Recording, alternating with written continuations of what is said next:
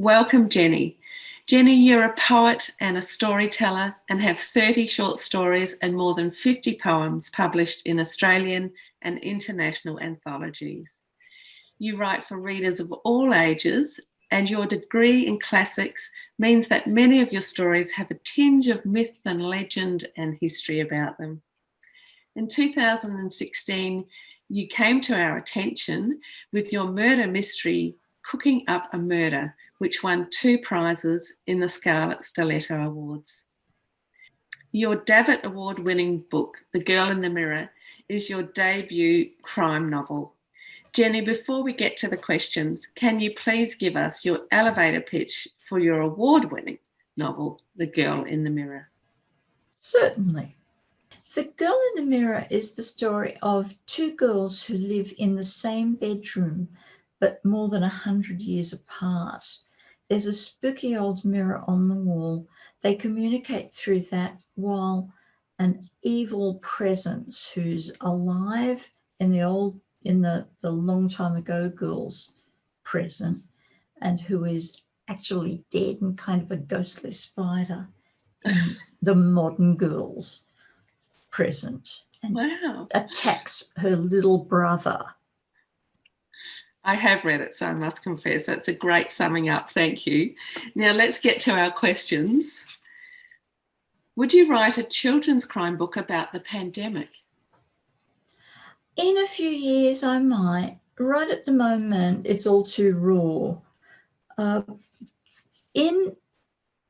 During this last 12 months, I received several invitations to write a poem about the bushfires that started this time last year.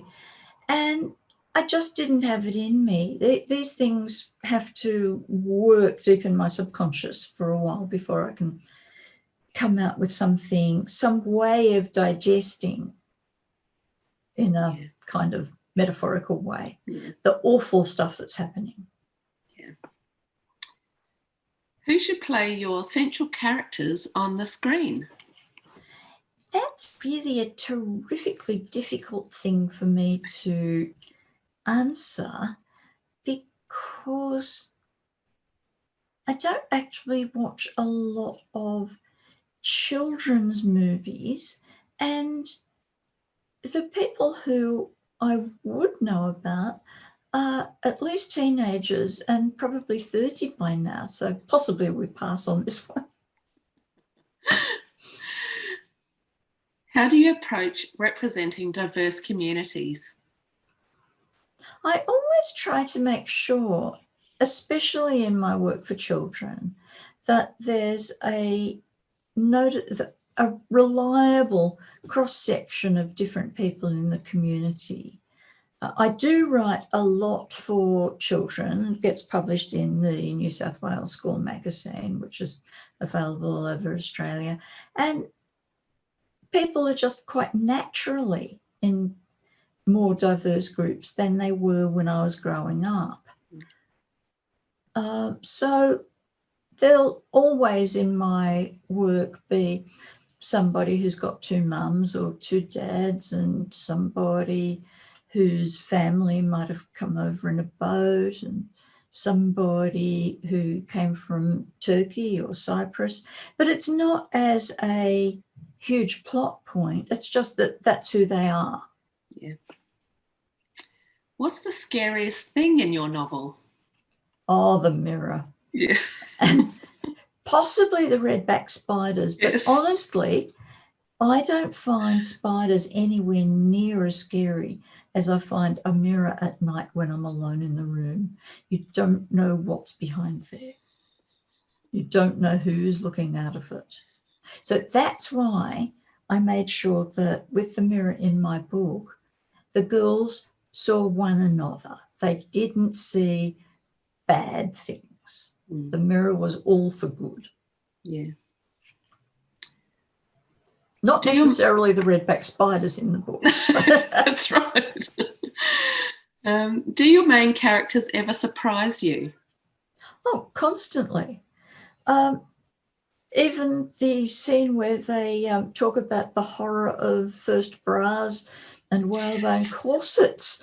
That was a surprise to me, but of course they're going to talk about that when they're talking about what clothes they have to wear and the constraints in their daily lives. And the reaction of a modern girl to finding out that whalebone corsets were done with whalebone, ugh. That was very funny, actually. My grandmother had corsets with whalebone stays in them. Yeah, that's good. What research did you do for your latest novel? I did masses of research in various fields because Aunt Lily is a poisoner, and because some of the most deadly poisons come from plants. I looked up all the effects of all the plants that it would be plausible for a woman living in the 1890s to grow and to make perhaps a strengthening tonic from, to weaken her rival, her sister-in-law, who competed for Aunt Lily's little brother's attention, affection, and money. I also researched things like whalebone corsets to the extent that I could bear it.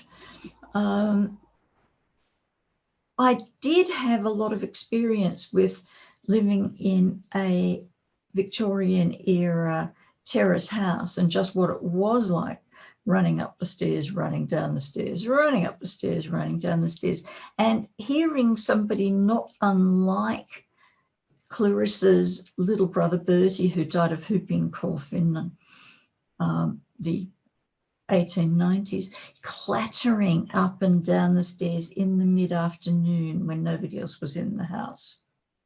Yeah. Okay, what is your writing routine?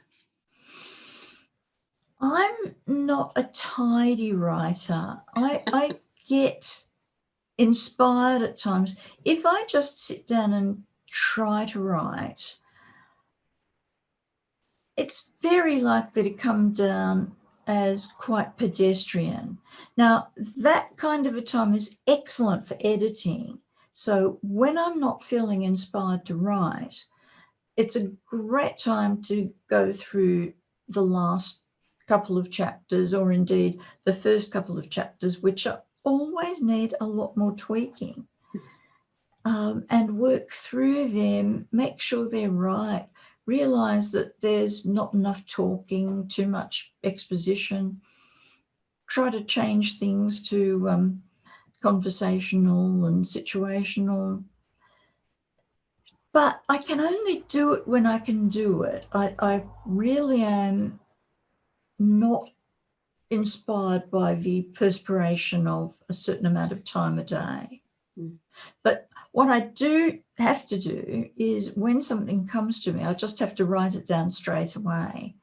And I'll find it the next day, or a week later, a month later, a year later, on the iPhone, on the iPad, on a piece of paper, or on the coffee table. And I'll think, did I write that down? What on earth? And usually they turn into the best bits. What's your top self-editing tip and your top writing tip? My top self-editing tip is just keep going through the first 50 pages. And don't be afraid to get rid of the first 50 pages. Keep looking at them and see, is it really worthwhile?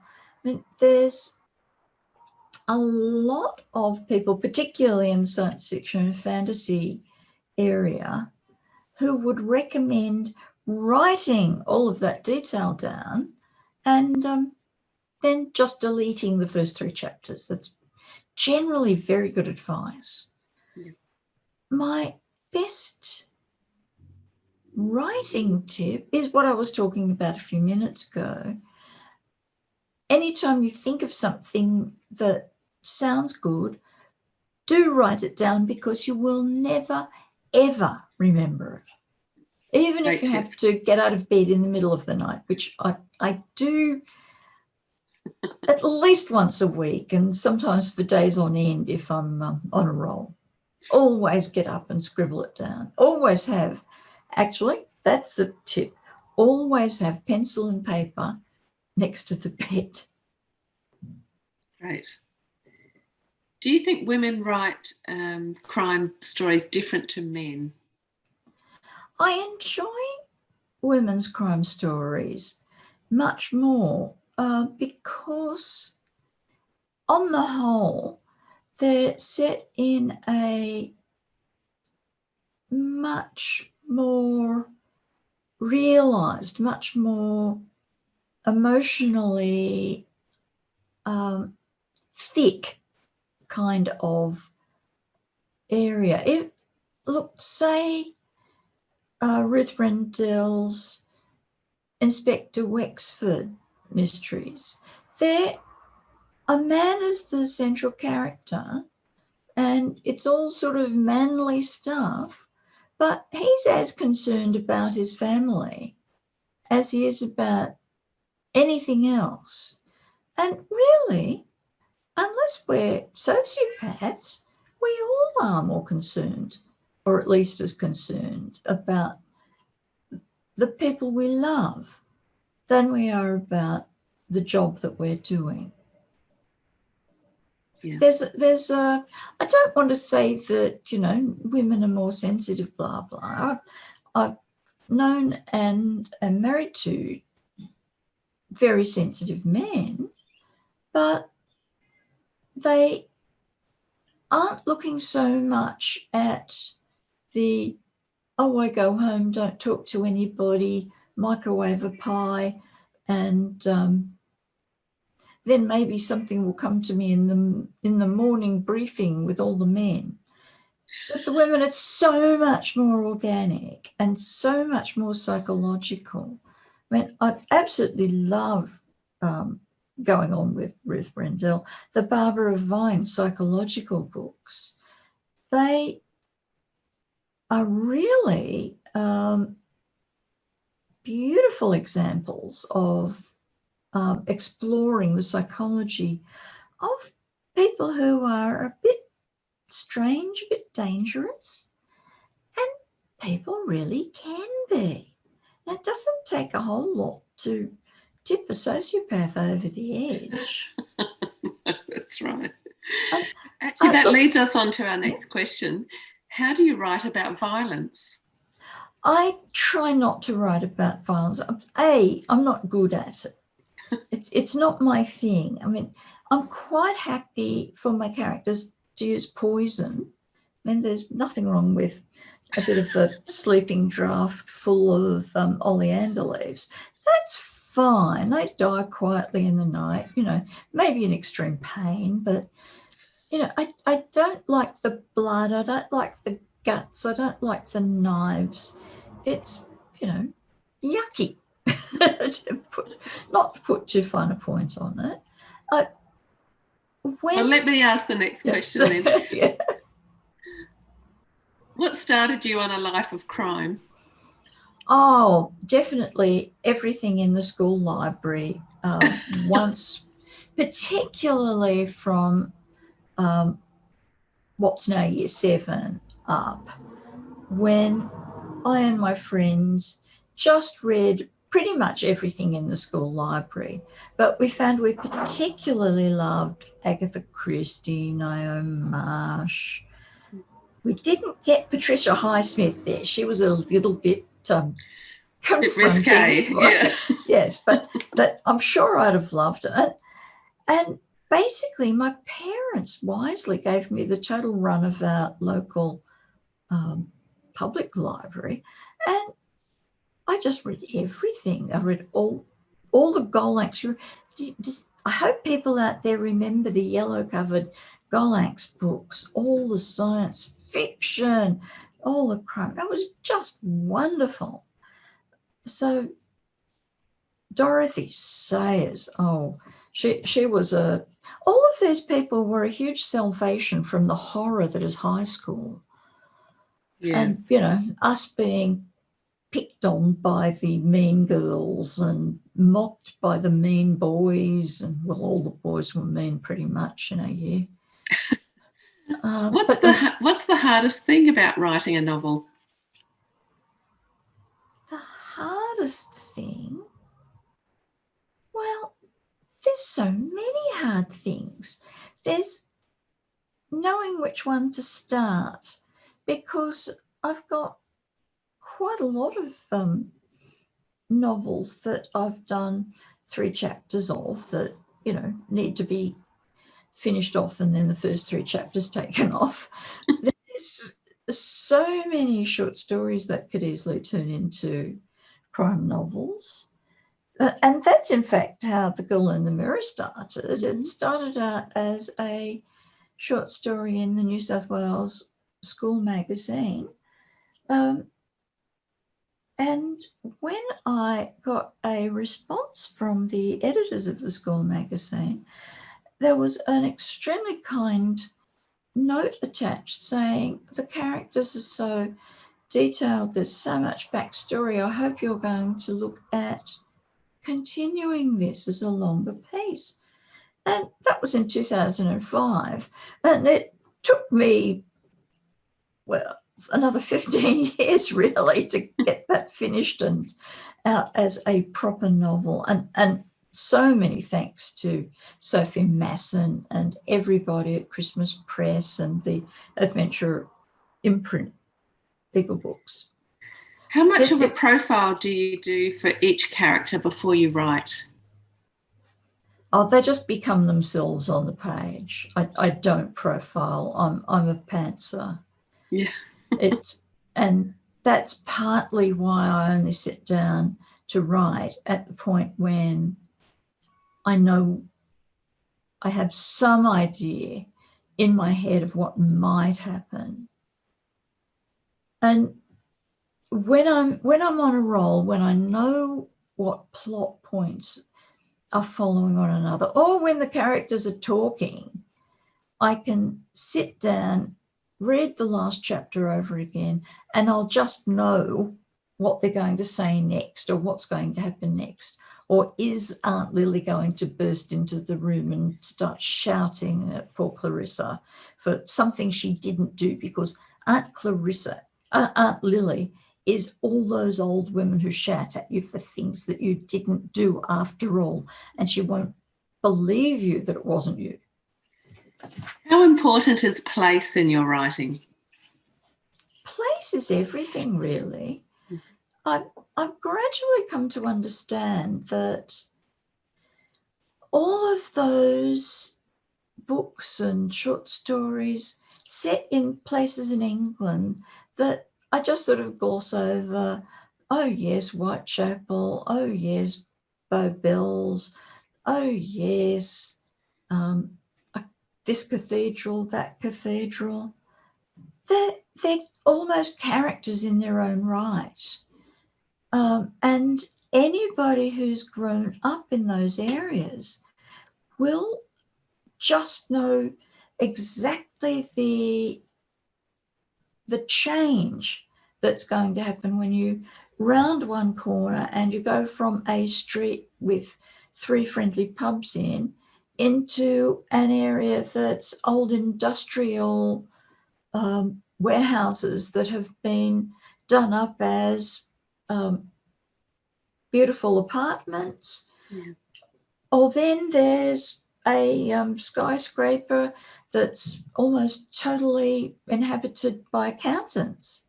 And the people who write these and the people who read these understand all of that.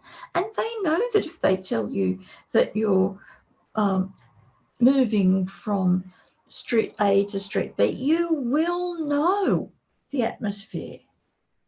Yeah. And our last question for today, Jenny, how would you get away with murder? Look, it would have to be poison. There's no way I could actually stab anybody. Though there's always the temptation of just pushing someone off a cliff. I mean, It wouldn't work for me though, because I'm probably not strong enough to do it without them dragging me over as well. So it's probably going to end up as a murder-suicide if it ever happens. So if you ever hear of me and somebody else falling tragically off a cliff, that's what it is. Jenny, thank you for being with us today on Murder Mondays. Thank you. That was a great pleasure.